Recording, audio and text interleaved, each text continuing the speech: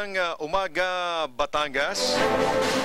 Welcome po sa ating programang APAP Batangas, usapang pangkapayapaan, usapang pangkaunlaran.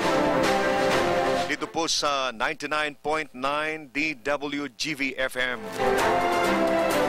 Happy New Year po sa lahat ng ating mga tagapagsubaybay.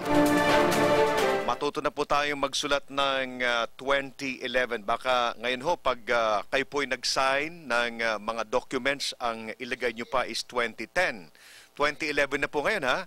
At kayo pong nasa broadcast naman ay sasanayin po namin magbigkas ng 2011 naman. Kasi baka ang ilan po sa ating mga broadcasters ay ang sasabihin pa rin is 2010.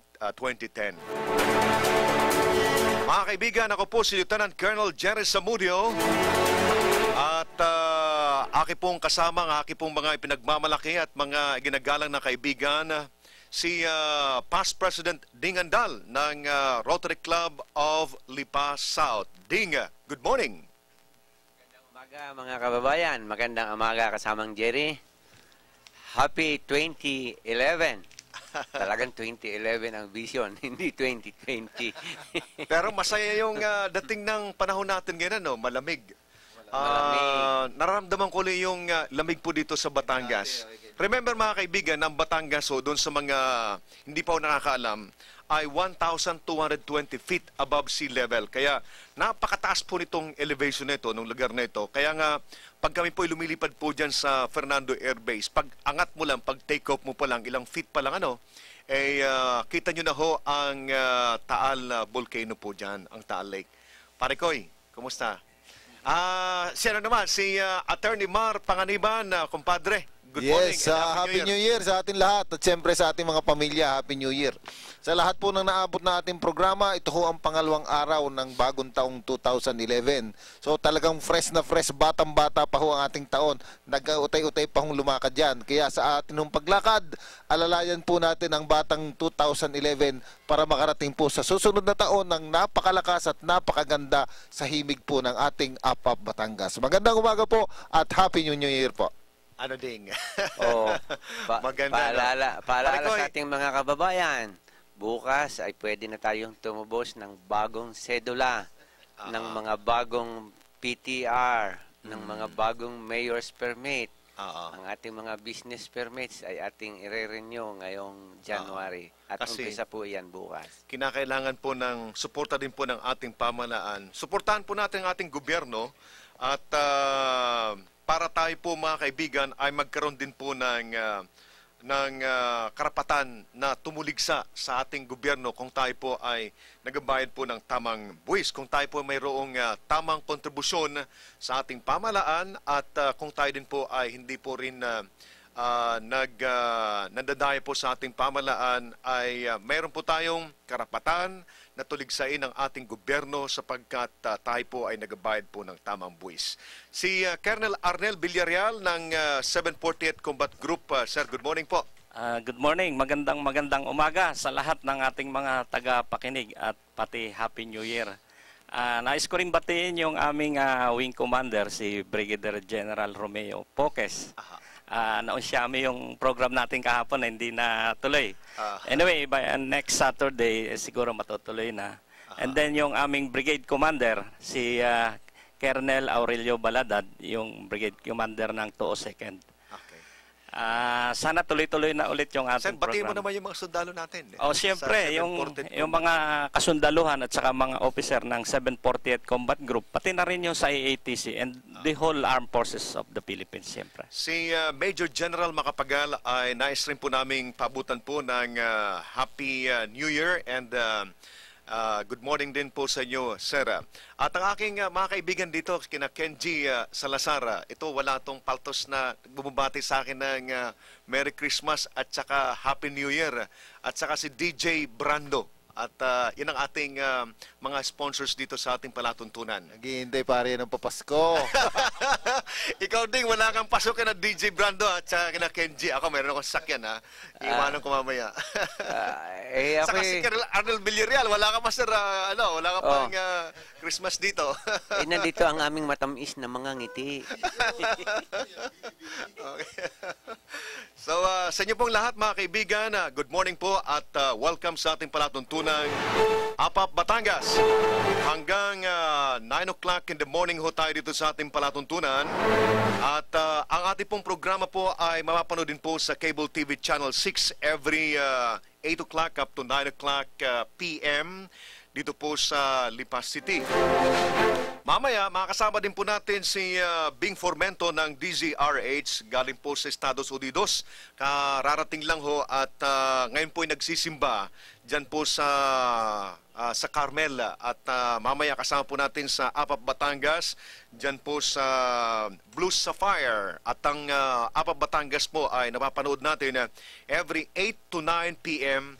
Daily po yan, courtesy naman po yan ng ating kaibigan na si Mr. Rolly Leyesa. At ang kanyang manager din dyan po si Jericho Abaca. At ang kanyang mga technical people si Matt and si Edwin De Jesus.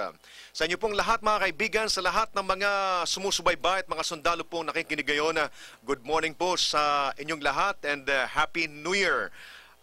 Siguro ang dapat natin pag-usapan ngayon Parikoy at saka past President Ding, ano ba magiging future natin ngayong 2011. Ano ang nakikita nyo? Unahin ko muna siguro si Ding. Ding, sa lokal na level, ano ang nakikita mo ngayon dito?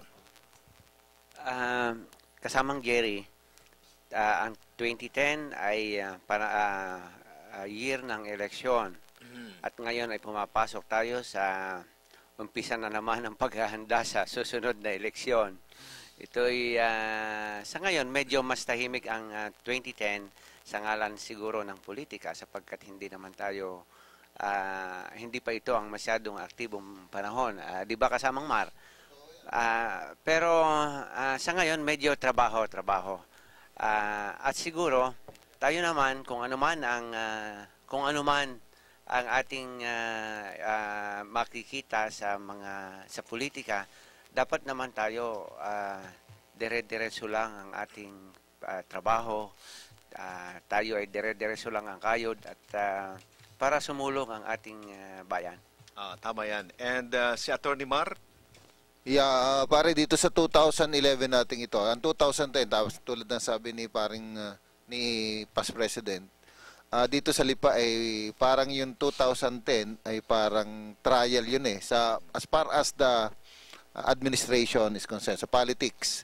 So makikita talaga ang performance ng ating mga namumuno at talagang susukatin na sila ng husay dito sa darating na taong ito, 2011. And we are hoping na ang mga namumuno as well as ang pinamumunuan ay magkakais at magkakatulong-tulong para sa ikabubuti ng bayan. Ngayon, sabi nga ng ating ating angkor ay kung tayo ay mga mamamayan ay gumaganap sa ating tungkulin bilang mamamayan sa lungsod ng Lipa, ang ating pong mga dapat bayaran buwis binabayaran natin.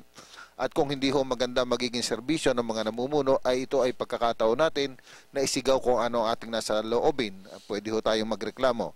Ngayon po sa economic side po dito sa ating sa local, tayo po naman ay experience na po ng mga negosyante dito sa atin ng 2010. Sana yun ho ating naging hindi magandang experience ng 2010 ay maging stepping stone para lalong gumanda at mapaganda ang ekonomiya ng ating lungsod ng Lipa sa tulong po ng ating local government. We are hoping, tulad po ng national, na mas mag-i-improve ang economy ng lungsod ng Lipa sa pagtutulong-tulong ng bawat grupo, lalong-lalo na ho ang Rotarians sa napakalaki ang participation dito sa lungsod ng Lipa.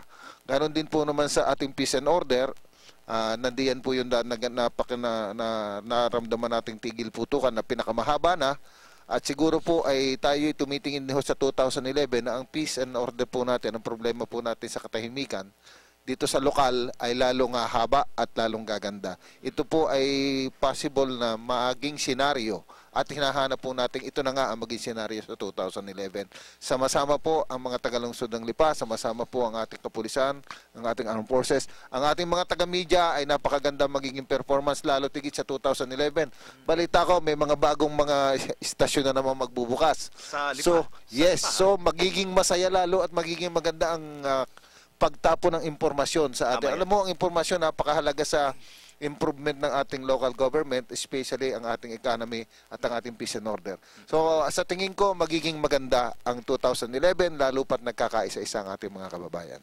Thank you very much. Ang ganda ng forecast ni Attorney Mark, kumpadre ko. Ding, Ito yung panahon din di mo ata naibukas ding yung May microphone. panahon din itong ito ngayong buwan na ito. Siguro kailangang maisama natin sa ang ating mga panukala na dapat ay maisama sa medium term development plan ng Republic of the Philippines sapagkat kasalukuyang binubuo ngayon. Medyo huli na nga tayo ng pagpipresent nito. Subalit ang ating mga lokal na pamahalaan ay dapat ay makita yung dito sa atin lugar ay dapat na maisasama sa pagpaplano ng national government. Tama. Okay, sa side naman po ng ating military, si Colonel Arnel Villarreal. Sir, ngayong taong ito is 2011, medyo maganda mas lalong magiging maganda ang takbo ng kampanya natin sapagkat nilabasan ng AFP yung IPSP, yung Internal Peace and Security Plan na kung saan itong campaign plan na ito ng AFP ay mag-require sa lahat ng mga stakeholders na mag-participate sa pag-address ng problema natin sa insurgency sapagkat ang nakikita kasi ng ating armed forces na ang problema natin sa insurgency ay hindi sole responsibility ng AFP kundi kinakailangan pagtulungan ito lalo pat nagkakaroon naman tayo ng insurgency dahil sa nagsisimula yan doon sa dysfunction ng governance, di ba sir? At yung pag nagkaroon ng dysfunction ng governance, nagpuproduce yan ng mga grievances. Normally, yung mga grievances dyan, yung tungkol sa injustices, tungkol sa corruption, tungkol sa basic services, na yan ay wala po yan sa kamay ng Armed Forces of the Philippines. Kaya tama po itong IPSP ngayon na inilunsad ng AFP at saka ito ay hindi po ito sekretong dokumento. Ito mga kaibigan ay sa amin sa military ang term natin dyan sir is boodle fight. Pinag-boodle fight natin ito. Kumbaga, ipinag-presenta itong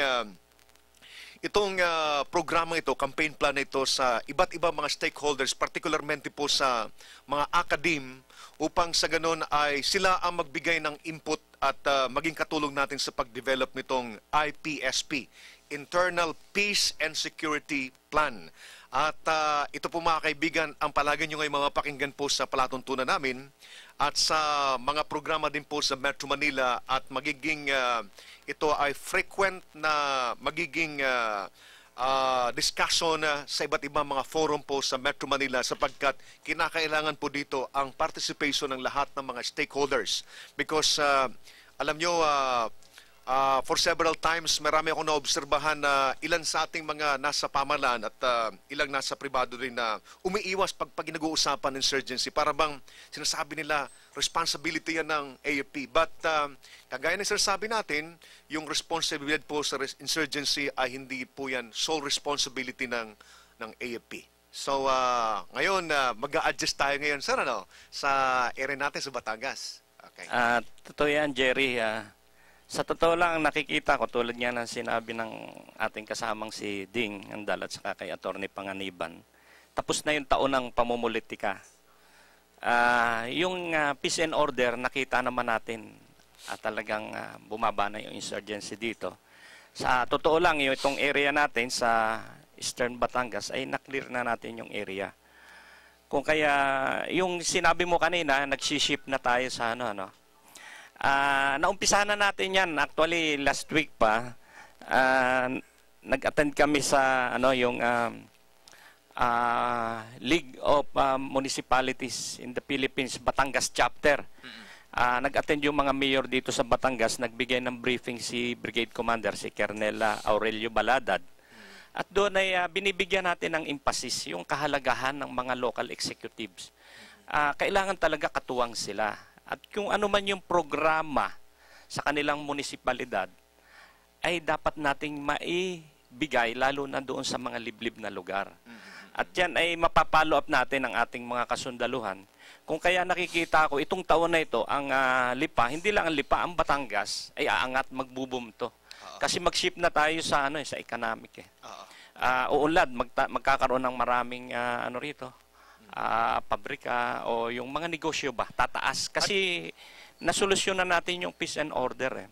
Tsaka alam mo, very vital, I don't know kung yung mga kasamaan ko dito, si kumpadring Mar at saka si Past President Ding would agree na yung presence ng ating Fernando Air Base ng Air Education Training Command dito ay napakalaking attraction din ito sa ating mga investors sapagkat nagkakaroon sila kagad ng tiwala na ang area ay magiging safe because of the presence of a military installation.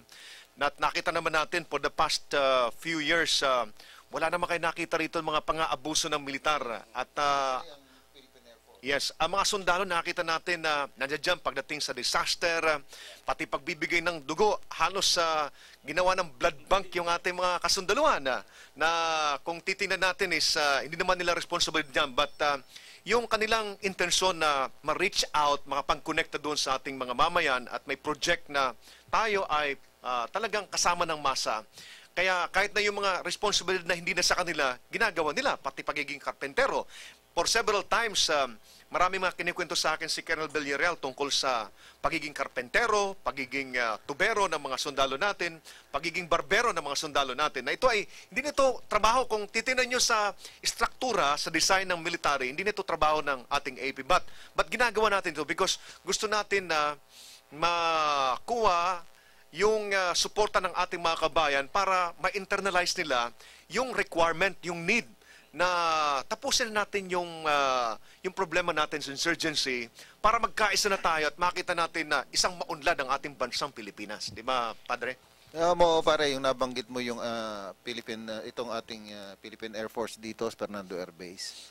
Well integrated talaga ang Fernando Air Base dito sa lungsod ng Lipa. Napakatagal na niyan dito. At ang mga residents niyan, ang mga anak ng mga sundalo diyan, almost taga Lipa na halos lahat diyan. Napakarami kong kaklase diyan ng mga taga Fernando Air Base. At ang impression sa lungsod ng Lipa pagdating ng Fernando Air Base, ang mga ating mga Air Force, mataas ang tingin diyan. Sabi mo nga, walang nakitang pang-aabuso dito, mga Philippine Air Force dito sa lungsod ng Lipa, lalo't manggagaling sa Fernando Air Base. So yung pagkaka-integrate o pagkakalagay ng Air Base dito, hindi lamang yung magiging tama yung sabi mo, yung peace na impression, yung psychological effect, hindi lang psychological effect, doon sa mga pagbibigay ng investment dito, mismo ang tagalungsod ng Lipa talagang ini-embrace ang Fernando Air Base. Napakaganda ng working relationship nila at saka yung samahan ng ng Air Base at saka ng lungsod ng Lipa. Dito sa sinasabi mong mga stakeholders dito sa peace, internal peace and sinasabi security nating stakeholders, maka hindi pa alam ng iba kung sino yung mga stakeholders dito. Kasi ang impression no pagsabi ng peace ay kasundaluhan, kapulisan lamang. Iba na ho ang impression niya. Yung sinasabi ho ng ating mga kasamahan dito ni na Colonel, yung mga stakeholders, lahat po tayo dito. Especially po ang local governments. Yan po ay napakalaki ng participation magagawa sa peace and order dito sa lungsod ng Lipa at sa buong Kapuluan. Ganon din po ang mga mamamayan. At napakaganda na nga po ng trend at sana nga sa 2011 ay tuloy-tuloy na ito na hindi na putok ang ating tinututukan. Yan ay sabi nga ni Colonel ay ito yung economic development na imagine ang buong armed forces ilang libo ito. Kung ito ho ay i-divert natin sa pagtulong sa economy, pag-improve ng economy ng Pilipinas, napakalaking tulong po ito. At yung budget natin doon sa mga bala at kung ano-ano mang napakalaking budget, pwedeng i-divert dito sa economy natin. So napakaganda na po at sana po ito ituloy-tuloy. At ito po ang alam natin na talagang tinututukan din dito sa local ng APAP Batangas. Itong ideyang ito na baguhin na natin ang konsepto ng peace and order. Ito po ay problema ng lahat, stakeholders po tayong lahat. At yun ang pagtutulungan ng ating armed forces, Hindi na ho sa pagputok, kundi sa pagputok na ng ekonomiya ng Tama. ating lokal na pamahalaan at ng buong bansa. Yan ho ang magandang ating haharapin sa susunod na mga panahon. Well said. Kaya sa mga consultation, ang kagandahan ng ating programa Past President Ding, yung APAP Batangas, ay nagsisilbi itong tulay sa lokal na gobyerno para sa mga gagawin na, kasi si Past President Ding Andal is number one planner ito eh.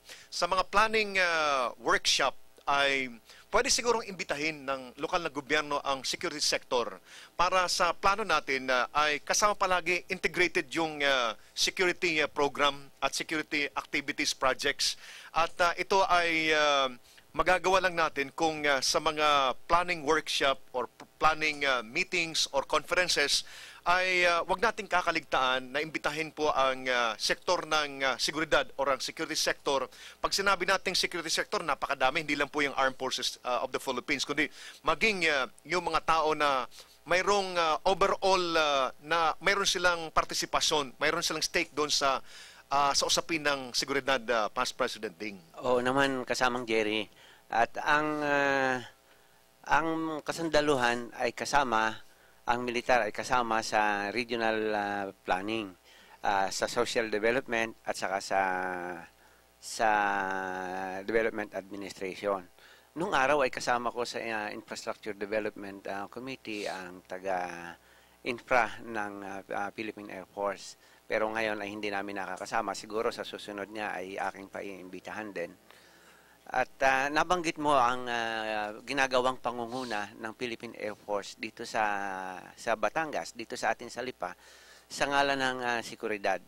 Ang natatandaan ko nung araw, ako'y nakaka-attend doon sa mga seremonyas ng nung isang anong tawag dito, La Legion de Veteranos, Hijos de la Revolución. At ako'y totoong napako yung aking atensyon doon sa isang kinakanta nila na ang sabi ay gumawa, magsikap, at saka magbuo. Ito'y naka-address sa lahat ng mga citizens ng ating bayan na tayo, ang ating bayan ay ating kapanagutan. Ang ating kapayapaan, ang ating kaunlaran ay nasa sa ating pagsusumikap. Kaya individually, kung ginagawa natin ang ating tungkulin bilang mabuting ama ng pamilya, bilang mabuting mamamayan, babayad ng buwis at saka sumusunod sa batas, ay sinisigurado natin ang kinabukasan at ang ating seguridad ng ating bayan.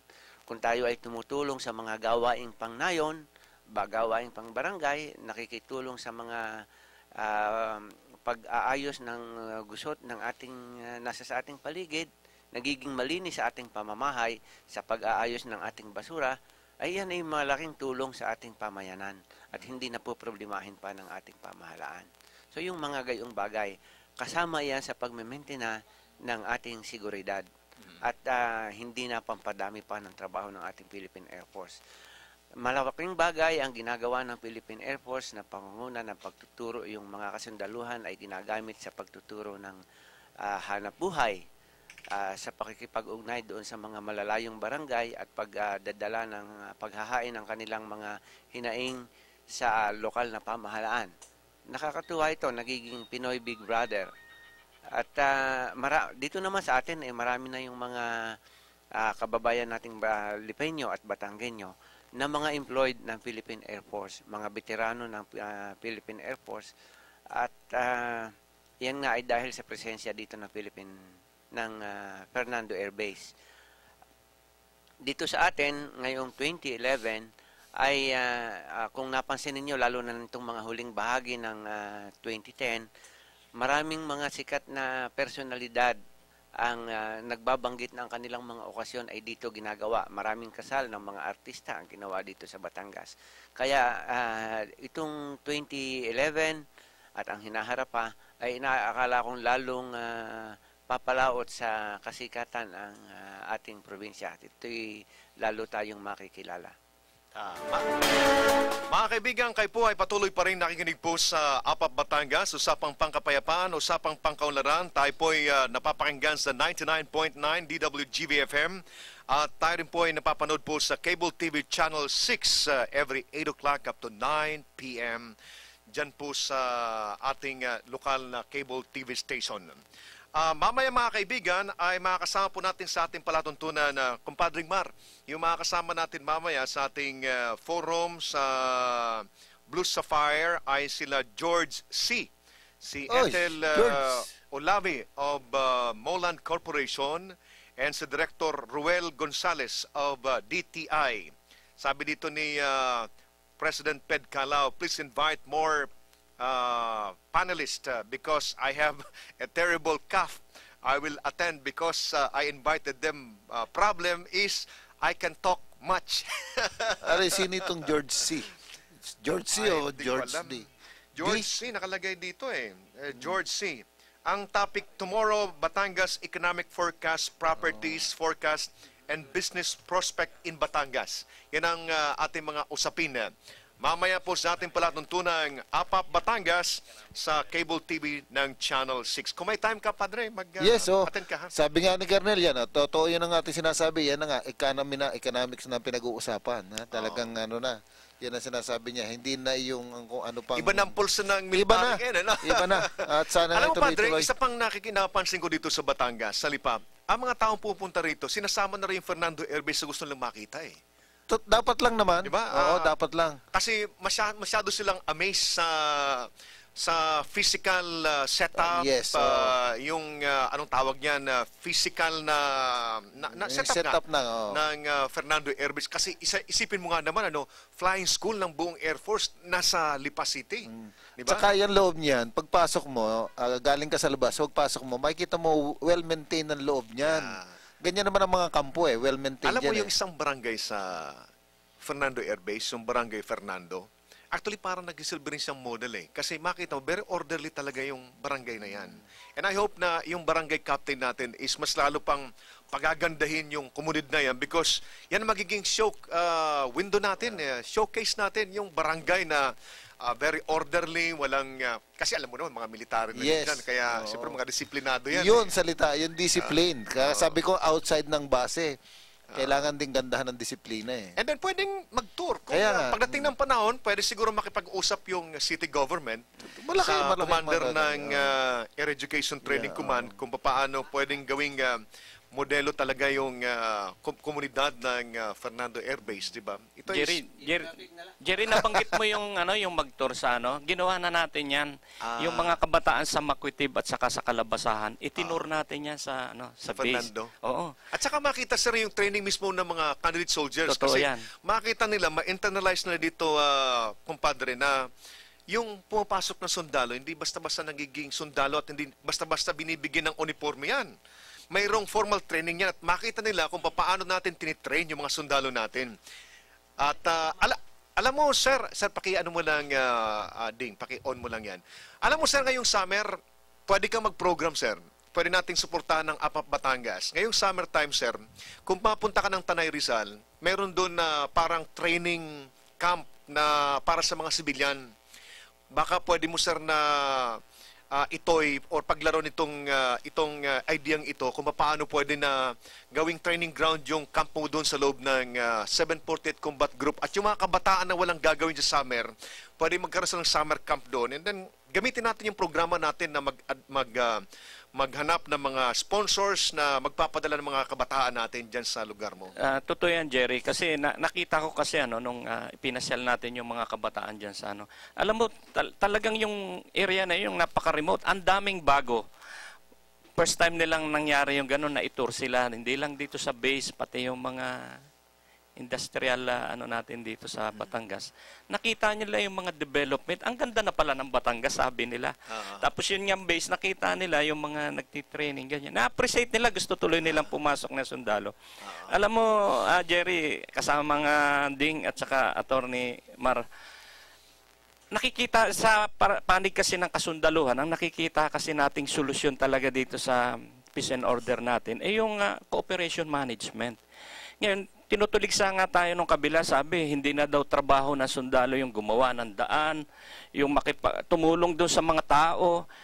Pero ang hinahanap natin dyan, yun nga yung cooperation management. Kasi naniniwala tayo, Bakit ba may conflict kasi Pero kung mayroon tayong cooperation sa bawat isa, lahat ng sektor, lahat ng stakeholder nagkakaisa, magkakaroon pa ba ng conflict? Magkakaroon pa ba ng kaguluhan? Di ba wala na Kaya diyan sa mga barangay, lalo na yung mga remote, hindi maiwasan diyan, mayroong pamilya nag-aaway. Pinagkakasundo rin natin yan. Kasi doon nag-uumpisa yung di ba? Yung away-away, yung gulo. Conflict resolution. Oo, totoo yan. At nakikita natin, kapag lahat ay nagkakaisa, lahat ay nagkakasundo, lahat ay nagtutulungan, ay walang gulo, di ba? Ganun ang ginagawa natin solusyon Ay, isang nakakatuwa, pagpasok mo ng Fernando Air Base, ay nakikita mong ang mga driver, tricycle driver, kahit civilian drivers, pag pumapasok, tumitigil sa mga kanto, may disiplina, kahit wala naman doong video cam, tumitigil, nag-stop before they go. Ginagalang nila yung traffic rules. Siguro yan ay dapat ay maikalat natin, maihawa dito sa labas. Lalo na sa sitwasyon ng trapiko natin dito sa Lipa City, Parang din, katulad ng sabi mo, tatulad ng kahit ng mga taga-lungsod ng Lipa, pag pumunta sa Subic, lahat ng ng traffic rules sinusunod.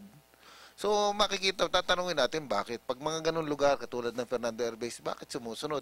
Yun din naman, same people din naman Bakit pagdating dito sa labas at sa ating mga karsada, karamihan, hindi sumusunod. Ang mga basura, problema? Sa mga bahay-bahay doon sa barangay sa loob ng Fernando, ang mga basura, doon. well placed. Kaya sabi ko nga the magic word is discipline. The magic word is discipline. Yun lang Pag ang pag-iimplementa ng batas ay talagang tinututok natin ng husay, dinidisiplina natin ang dapat disiplinahin, lalong-lalo na ang mga namumuno. Kasi pag ang mga ordinaryo tayo nakikita yung mga namumuno ay disiplinado, susunod din sa disiplina ang ini-implementa Yun ang nakikita ko, yun ang magic word dito sa mga baseng militar, doon sa mga sinasabi natin sa Subic, bakit magandang pagpapalakad? Disiplina. Yun. The keyword is discipline. Discipline. Kaya dapat magkaroon tayo ng regular na interaction talaga. Yes, Yung sabi ko, sir, na baka pwede mong paglaruan yung idea na summertime, yung mga kabataan natin ay magkaroon tayo ng training camp and more on discipline ang pag-usapan natin. And I'll be one of the speakers at saka si Compadre Mar at saka si Ding. Mga speakers natin, and let's also invite other speakers from other sector to talk about discipline. At saka yung mayroon yung YLS, pero madagdagan pa natin madagdagan pa natin. At parang gusto ko lang mag-comment na sinabi kanina ni Colonel, yung mga nagsasabi daw na hindi na trabaho ng mga sundalo, yung magpagawa ng karsada, na kung ano-ano. Nakalulungkot na komentaryo yun. Kasi bago mga ito maging sundalo, ito yung mga Pilipino. So trabaho ito ng lahat ng Pilipino, whether sundalo ka, whether na nasa bundok ka, whether na negosyante ka, whether may trabaho ka o wala. Trabaho tungkulin po nating lahat ito, papagandahin ang ating bayan. So wag po sanang gano'n. Kaya nga binabago na natin yung image na gano'n na ang militar ay doon lamang sa paputok ng paputok Binabago na natin ang imaheng iyan. Kaya sana po sumama na tayo sa pagbabagong pananaw na yan, na sa tingin naman ng marami makabubuti para sa lahat yan. Tama. So lahat po ay magtulong-tulong, hindi lang sa paggawa ng karsada, hindi lamang ng sundalo, hindi lamang ng ordinaryong tao, pati po yung ating mga kasamahan sa nasa itaas, tumulong na rin sa pagpapagawa ng kung ano man dapat na improve ng ating city. Yun naman actually ang ginagawa ngayon, kumpadre. But the point there is, mayroon tayong mga ahensya ng ating pamahalaan. Ito yung kanilang principal na responsibilidad. So, ang mangyari kasi dito is dapat mas ang focus ng military ngayon ay doon sa ano ang mandate niya. But sa ngayon, sasabi ko nga na nag-evolve na rin yung ating kampanya because ang pinaka-overall objective ngayon is tapusin natin yung ating problema sa insurgency. At para pag natapos yung insurgency natin is maging ma-focus yung AAP natin doon sa kanyang expertise talaga, ng expertise na pag-provide ng security in defense of the entire country, yung mga external defense. Kasi kapag nahati natin yung attention ng sundalo natin, ang kanyang expertise doon sa kanyang primary expertise niya ay mababawasan din. At dapat nating maintindihan na ang AP natin ay may mas malaking role na may mas malaking papel na gagampanan at yan ay ang pagprotekta sa ating bansa at kinakailangan expert na expert siya pagdating sa area niyan. But ngayon we recognize na we really have to do all of this just to conclude the problem in insurgency, and also to encourage other stakeholders to participate in addressing the internal security problem of the country. So we hope na yung ating pong mga kabayan ay will join us in our campaign to once and for all tapusin na, complete or end yung problema natin sa insurgency sa ating bansang Pilipinas. Sa palagay ko, kasamang Jerry, hindi natin kailangan isipin na matatapos ang ganitong ginagawa ninyo sa pagtapos na sasabihin natin dahil sa walang insurgency. Ito'y matatapos lamang kung lahat tayong mga mamamayan ay mayroong ganitong kaisipan. Itong ginagawa ninyo ay pangunguna para sa yung tinatawag nating tamang citizenship. At napag-usapan nga natin kanina, nung nauna pang mga episode, nawawala nga tayo doon sa citizen military training eh. Actually, siguro hindi citizen military training eh, citizenship training. Doon sa ating, yung dating subject natin pagkakasabado sa yung PMT, Philippine Military Training, ROTC. Ito siguro ang dapat nating tinatalakay, yung pagiging productive citizen.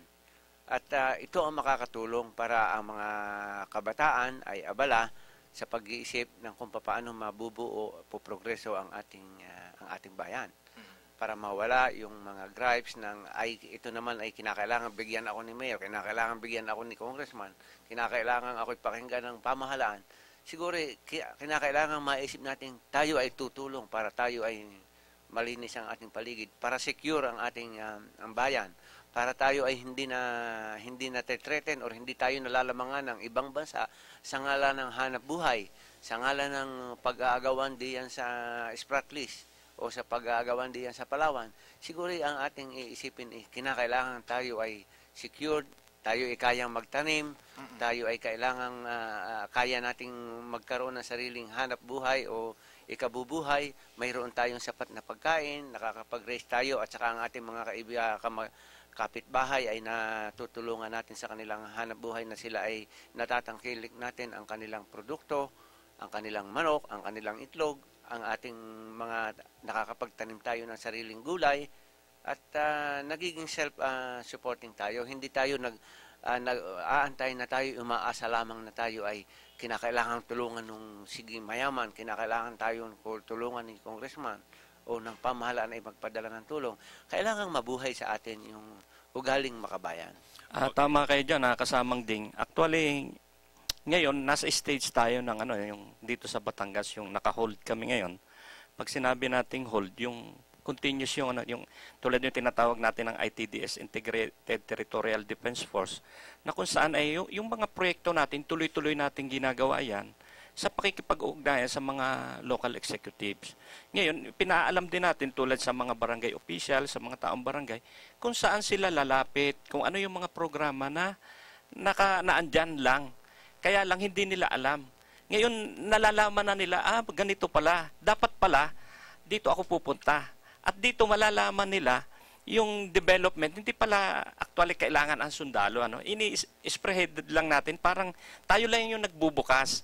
Kasi later on, although hindi naman bigla naaalis kami, aalis din kami, sabi nga ni Colonel Samudjo, kung saan yung expertise namin, dapat naandun kami. Kasi ang tagal ng panahon natin, napabayaan yung pang-external defense natin.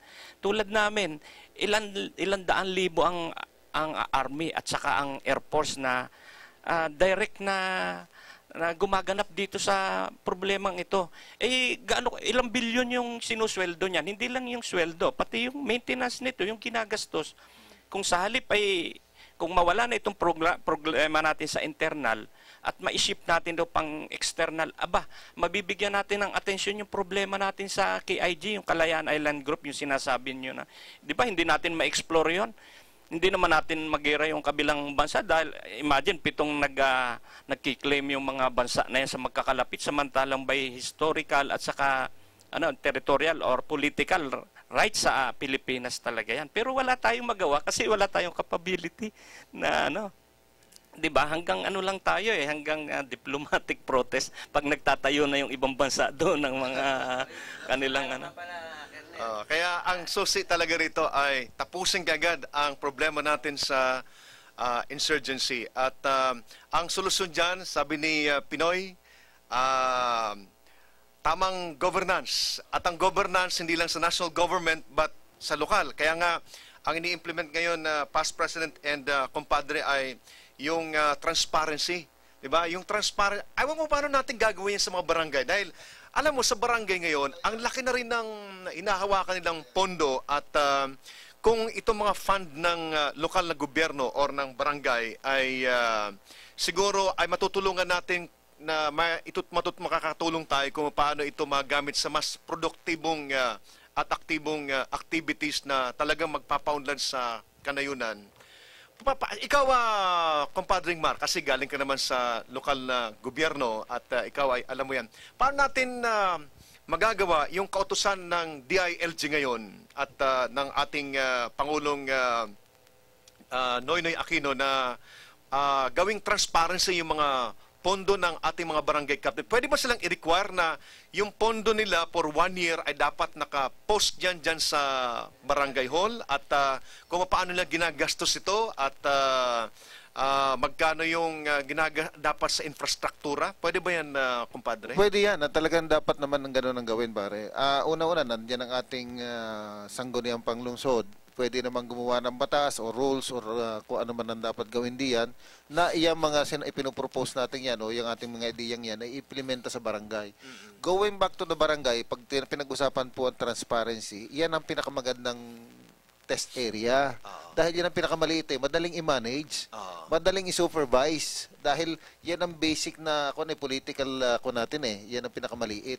So diyan lang, kung magagawa natin 72 barangays ang lungsod ng Lipa, kumuha tayo ng pilot na barangay, yan ang i-implement natin yan na makita yung transparency yung sinasabi natin, good governance na yan.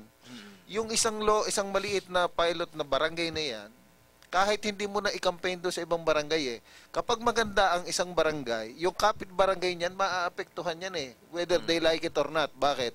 Sasabihin ng barangay A, na halimbawa yan ang pilot barangay natin, sasabihin ng nakapaligid na ibang barangay na barangay C, D, E, F, bakit doon sa barangay A nagagawa nila yan?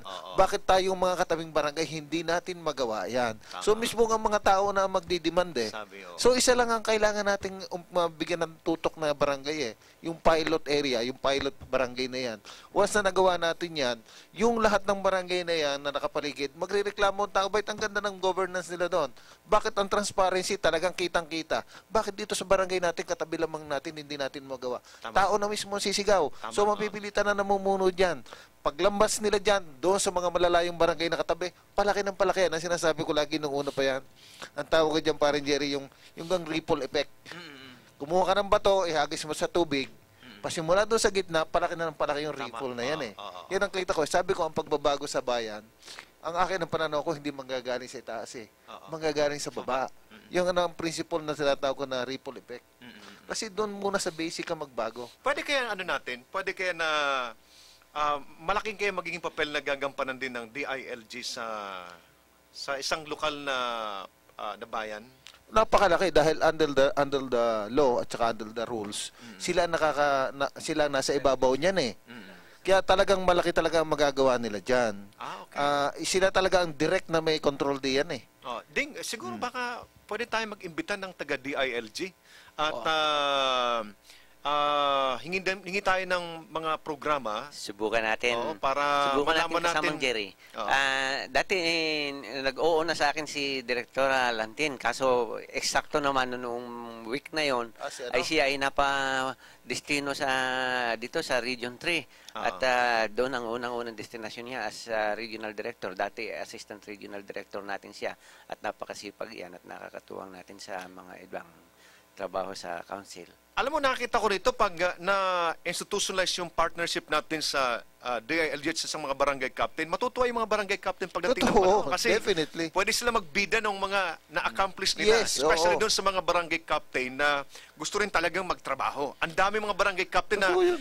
kaya sila tumakbo ng barangay captain sapagkat ang intention talaga nila ay mag-serve. Maglingkod talaga. maayos yung barangay. At Actually, marami pare- tayong mga batang mga kapitan na ganun talaga, mga may edukado idea, at oo. saka may idealismo. Oo. At sa katunayan, itong DILG sa itong mga nakaraang taon ay sadyang taon-taon ay sila pumipili ng mga piling barangay na umaayon doon sa tamang governance. Ang isa sa mga napiling bigyan ng pagkilala ay itong Barangay Tambo, yung Barangay San Luis, isang barangay doon sa San Luis, doon sa may Tagaytay, sa Santa Rosa, sa San Pedro, saka sa Rizal, mayroon din diyan. Napakagagaling ng mga yung barangay na nakita namin sa dito sa Santa Rosa. Daig pa ang isang munisipyo sa pamamahala at saka talagang lahat sila ay nakalista. Kita ng mga taong bayan yung kanilang mga activity at saka ang mga tao ay malayang nagpupunta at nagpa-participate sa mga activities ng barangay. Very open. Alam mo parang hindi nga, Colonel, dito sa Lipa, may nakikita na akong dalawang barangay na maganda ang patakbo. This is Barangay Marawoy at saka Barangay Ludlod. Alam mo, ang naging pattern nila ng governance dyan, yung kapitan, dati pag kapitan, ikaw ng lahat sa buong barangay. Ngayon hindi. Yung barangay, hinati-hati niya sa bawat tinatawag niyang district din. Naglagay silang tinatawag na governor or siyang manager doon Galing, sa bawat ano? district. So nandun lang ang kapitan sa gitna. Galing. Pag may problema, ang tatawagin lang niya yung mga Pare ko, district area niya. alam mo, ang nakikita ko dito, yung Apap Batangas, magkaroon